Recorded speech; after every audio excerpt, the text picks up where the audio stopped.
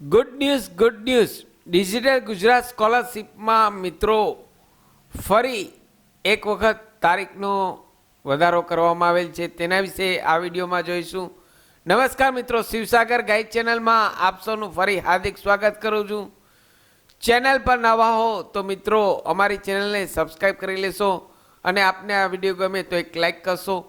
Come to the point friends, અહીં આપ screen પર જુઓ છો લેફ્ટ સાઈડ આજની તારીખ 19 ડિસેમ્બર 2023 રાત્રિના 10:30 વાગ્યાની આસપાસ. અહીં રાઈટ સાઈડ જોઈએ તો લેટેસ્ટ અપડેટ સરકાર દ્વારા ડિજિટલ ગુજરાતના સ્કોલરશિપની ડેટ મિત્રો એક્સટેન્ડ કરવામાં આવેલ છે.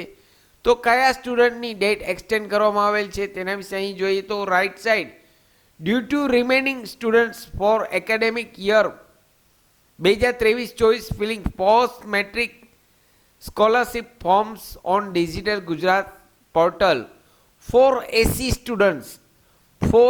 students remain reopened from 21st December 2023 એટલે કે 21 ડિસેમ્બર 2023 થી લઈ 21 જાન્યુઆરી 2024 સુધી આપ આ ઓનલાઈન ફોર્મ મિત્રો ભરી શકો છો.